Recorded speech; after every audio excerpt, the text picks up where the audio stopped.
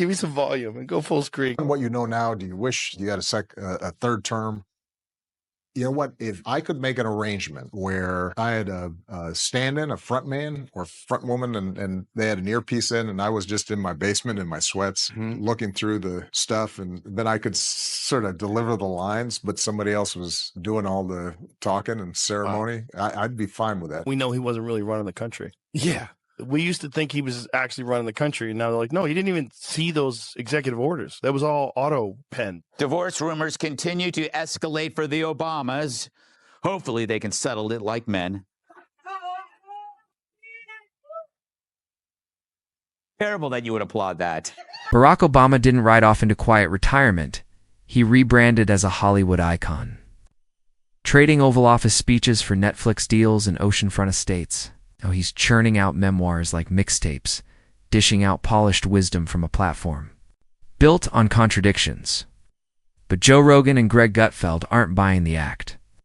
They cut through the curated image to expose a legacy long on style but short on substance. A brutal takedown where charisma collides with cold reality and still walks away with a production contract. Can I get a glass of water? I'm serious. I'm thirsty. Can I get a glass of water? This is not a prank. You never seen it? No. Oh my God, it's amazing. Oh, it's amazing. No. He gets a glass of Flint tap water, and I swear to God, he drinks it like this, like this. Problem He's is solved. bullshitting the world. Watch this. Can I get some water? I really did need a glass of water. This is not a stunt. Usually when something isn't a stunt, you have to say It's that. 100% a stunt. When was the last time a president stopped a speech to ask, can I get a glass of water? What? They would never do that. They would have water ready for him. No, you bring water on stage with you. Is Obama gay, needing attention over an old letter? What? I should read that again. Anyway, no, we'll just keep going. The New York Post obtained a redacted portion of a handwritten letter the former president sent to his then college girlfriend, Alex McNear. Alex, eh? Back in 1982. He talked about his, quote, androgynous mind and wrote, and I'm quoting Obama here, I make love to men daily, but in the imagination. Barack Obama walked into history with a pen in one hand, a teleprompter in the other, and the confidence of a man convinced that hope could run a nation. For 8 years, he gave speeches that felt deep, but carried the weight of a coffee mug, quote, smooth, inspiring, and largely forgettable. His presidency unfolded like a TED Talk with Secret Service backup, all style, little substance. Behind the poetic delivery were results that rarely matched the hype. Yet every dramatic pause was met with applause, as if he'd just cracked the code to world peace. Michelle Obama surprised fans on our new podcast by saying her pet peeve about her husband is that he's chronically late. For example, we're still waiting on him to admit he's from Kenya.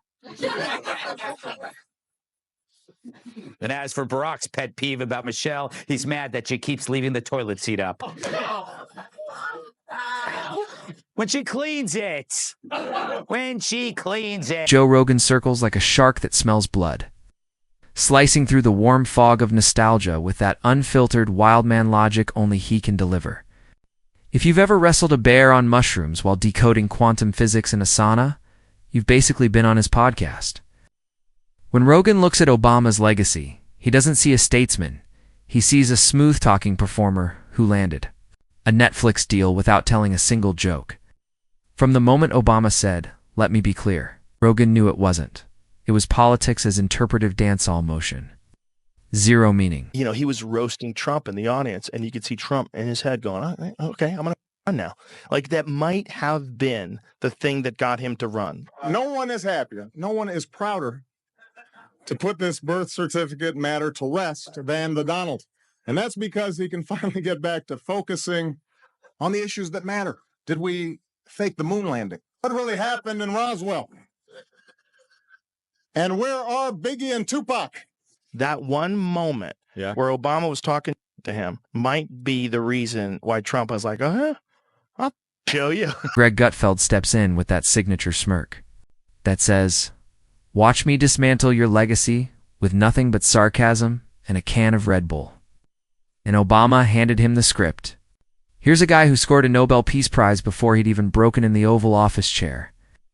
then spent the next several years ordering drone strikes while basking in Hollywood adoration. It was like watching a self-declared pacifist win. A UFC belt by default only to storm the cage with a steel chair, cheered on by a love-struck media choir. President number 44 wants to help the left censor more. Former President Obama, if that's his real name, is launching a campaign to stop the spread of disinformation, which he called a real challenge for our democracy. And also for his former Veep, who's challenged by questions like, what's my name and why am I nude in the Rose Garden? Joe Rogan attacks foreign policy like a pit bull tearing into overpriced Italian loafers. He's not dissecting diplomacy. He's calling it out like a UFC ref watching a fighter fold under a barrage of so-called strategic airstrikes. When Rogan looks at Obama's infamous red line in Syria, he sees what a survivalist sees in a broken compass, useless, and still dangerously misleading. Obama warned a dictator with the sternness of a principal, scolding a kid for skipping the lunch line. Spoiler alert. Assad didn't even blink because he knew there was never going to be a real consequence. The young lady seems like a perfectly nice person. She's getting her award. What's he doing? Why would he do that? He's a J. It's like, oh, really? Well, you. It was about the Taylor Swift thing. Now, all this stuff. That guy's a jacket. Like, it wasn't even that harsh of an incident. And he said it privately, and I think somebody heard it. I don't think he said it to be public. I'm assuming all this stuff. Where's the pool? Come on, guys. Cut the president some slack. Oh, here it is. Seems like a perfectly nice person. He's getting her award. Why would he do that? He's a J. No. Gutfeld carves into the economy. Like it's the driest turkey at Thanksgiving, dragging out Obama's infamous shovel-ready jobs promise and turning it into a full-blown Broadway comedy, shovel-ready. The only thing ready was the public's appetite for poetic nonsense. It was like ordering a steak and getting a scented candle instead. The 2008 recovery limped forward on a hangover of slogans and speeches. But hey, if economic. Success means saying recovery summer with a straight face. Then Obama nailed it. Meanwhile, Joe Rogan cracks up watching Obama go full Wall Street while pretending to be Main Street's savior, waltzing into Goldman. Sacks events like a roadie who forgot his guitar but still wants to headline. He bailed out the banks, let homeowners drown, and then strutted on stage like he just taught America how to swim, a political magician who robs the crowd and gets applause. Then Gutfeld shifts to healthcare, wielding sarcasm like a scalpel. Obamacare, the so-called crown jewel, was pitched like a miracle cure but delivered chaos. It promised universal care and instead felt like the DMV launched a choose-your-own disaster. Game. The website rollout was such a mess, it made MySpace look like Amazon, and yet there was Obama, smiling through the inferno like a wedding DJ who doesn't realize the speakers are on fire. Yes. Let's admit it, America. We miss Barack Obama. Juan does. There he is. In a recent speech, he said he had no real scandals in his White House, a jab at Trump. We didn't have a scandal that embarrassed us. I know that seems like a low bar. Generally speaking, you didn't hear about a lot of drama inside our White House. No drama. So to quote the TSA officer whose dog just sniffed my carry-on, let's unpack this. So why didn't you hear much about O's White House? Well, who was brave enough to look? There was never a cozier relationship between a president and the media ever. Joe dives headfirst into the cultural chaos, pointing out that under Obama, America didn't just slip into identity politics, it cannonballed into a pool of Tumblr hashtags and tribal think pieces. Rogan, always the connoisseur of uncomfortable truths, can't ignore that the man who preached unity ended up dividing the nation into more categories than a Whole Foods snack aisle. As for unity, Gutfeld laughs that the only real challenge in understanding Obama's brilliance was staying awake through an hour of polished emptiness. Then Joe turns the spotlight on the surveillance stata dystopian nightmare that flourished. Under Obama, like something ripped from a paranoid sci-fi novel, the NSA wasn't just watching terrorists, they were practically tracking Grandma's banana bread recipe. This was the guy who ran on transparency, yet built a digital panopticon and handed the deep state a master keys, smiling all the while. And the crowd? They cheered like he'd gifted them liberty, not a wiretap. Obama during this Kamala Harris administration, it changed my opinion of that guy. Boy. Really? Did you have a high opinion of him before? Yeah, I did. Yeah, I did just as an intelligent person, but watching him just straight up lie about Trump, the thing that got me was that very fine people thing, the white supremacist thing. They just kept trying to say that he was a racist. Who said that there were very fine people on both sides of a white supremacist rally? Which is this thing that I think worked in like 2017. Yeah. You know, I think it worked back then. I don't think it works anymore. Greg grabs his legacy paintbrush and splashes. Sarcasm like a caffeinated Jackson Pollock attacking a White House portrait. He rips into the Iran deal, foreign policy's equivalent of a Vegas bet on a rigged roulette wheel. You hand billions to a regime chanting death to America and walk away grinning like you just scored VIP. Tickets to common sense, Gutfeld. Pictures Obama shaking hands with the Ayatollah blindfolded, pen in hand, while everyone else at the table reads from completely different scripts. Then comes the immigration piñata. Here's a president who deported more people than any of his predecessors. All while delivering bedtime story speeches that sounded like activist lullabies. Rogan envisions Obama standing solemnly before the Statue of Liberty, preaching hope then, yanking a trapdoor beneath thousands of dreamers. It wasn't sanctuary. It was smoke, mirrors, and a press release dressed up as a promise. We've talked a lot about how the Democrats are trying to find the answer to Trump. They're trying to find the analog to him. But part of Obama's comments, too, he said, stop looking for the quick fix. Stop looking for the Messiah. You have a great candidates running races right now. Just focus on what you have in front of you. Yeah, but the thing is, I mean, if you listen to Obama and you look at these inorganic protests, they say you have to have courage, rally, act, resist. But they don't. For what? What is the actual issue? You know, when Trump owns every issue 80-20 by almost every metric, from the economy to crime to immigration, where are you? The high ground maneuver of common sense has relegated it into more extreme measures.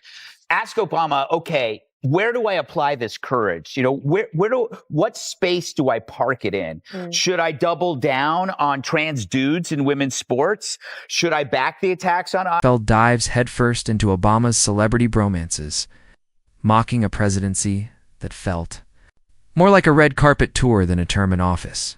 From Beyoncé to Spielberg, Obama wasn't governing. He was collecting selfies like the prom king of globalist galas. State dinners looked like the Oscars with slightly more nuclear codes. Greg imagines him practicing speech cadences in the mirror, candlelight flickering, Tom Ford and the airless commander-in-chief. More lifestyle brand with a jazz playlist and a fact-checker on standby. Joe Rogan doesn't let Chicago slide either, the city where Obama launched his political rise while seemingly turning a blind eye to the violence. Broken schools and generational poverty right in his ideological backyard. Rogan doesn't sugarcoat it. You can't fly over a crater and call it a garden. Chicago was the living contradiction to everything Obama claimed to fight for. Even as he raked in donor cash and riffed poetic over the wreckage, then Gutfeld takes a torch to the climate change crusade.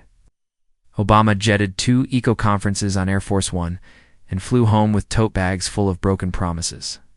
Green jobs? He handed them out like lemonade coupons in a snowstorm, while emissions kept rising.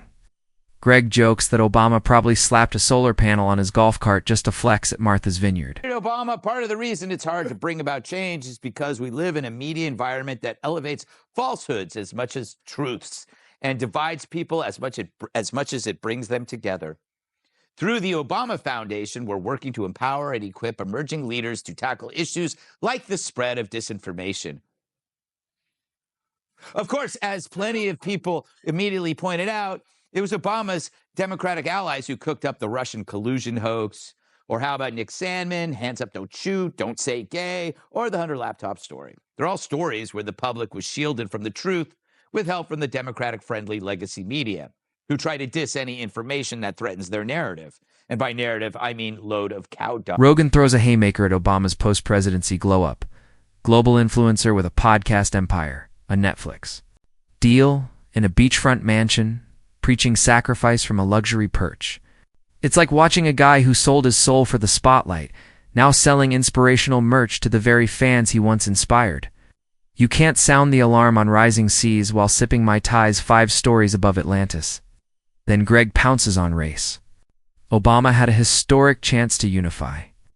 to truly lead a post-racial America, but instead, he sprinkled division like Parmesan on every issue. Gutfeld imagines him giving philosopher-style speeches while ghostwriting the playbook for cancel culture. It wasn't progress.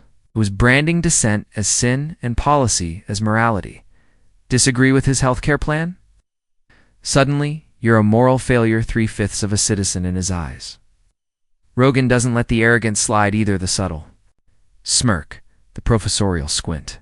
It wasn't leadership. It was Harvard swagger, IQ assumed. Accountability outsourced. Obama treated tough questions like speed bumps, lest they came from Vanity Fair or a dyed Ivy League intern. And when it came to criticism, his skin was thinner than a 2010 economic recovery chart. Remember when they gave that speech, when he gave a speech on television, and everybody was like, this.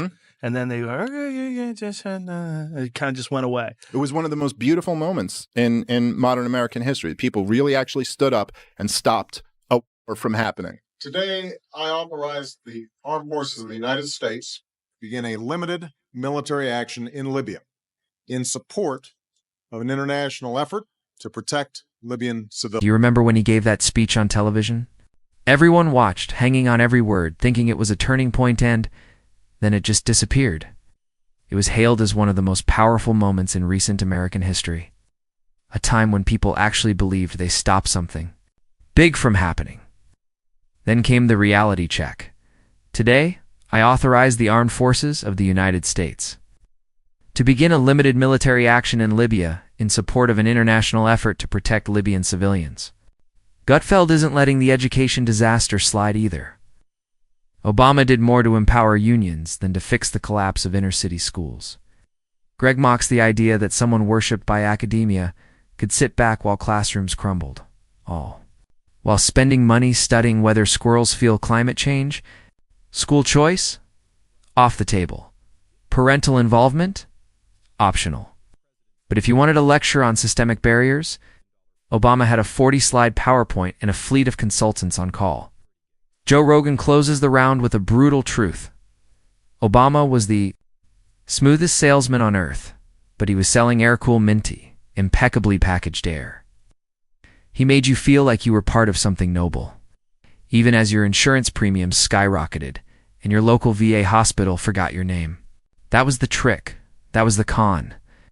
He didn't govern, he narrated America's decline with a Spotify voice and a flawless golf swing. In this roast, it's not done. There's still more glitter to sweep away, more myths to break down, more symbolic trophies collecting dust in the moral display case of a man who turned words into a substitute for results. Because just when you think the show's over, Obama reappears with a new Netflix deal and a fresh memoir every 14 minutes. If you watch Fox News on a regular basis, it is a constant menu. They will find like folks who make me mad. So let's analyze. He says Fox goes out of its way to locate and then demonize the poor. For what reason? So we can eat them? His criticism is absurd because he never suggests a motive. FNC is always focused on policies that keep the poor poor. Joe Rogan can't help but laugh. Here's a guy who spent 8 years dodging accountability, now peddling life advice like the Dalai Lama with a drone license. This isn't leadership, it's lifestyle branding. Obama turned his presidency into a streaming franchise. Gutfeld pounces on that like it's the final punchline at a roast. Obama didn't retire, he rebranded, now pitching documentaries about American struggle from a multi-million-dollar fortress guarded tighter than Fort Knox. Reality has to pass a background check just to get past his security gate. Joe snorts at the irony. Obama taught the world to worship symbolism over substance, then cashed in like a tech bro who just discovered public speaking. The country didn't improve. It got better at pretending depth meant slow delivery and gravitas. Behind it all, the same polished emptiness wrapped in a designer suit.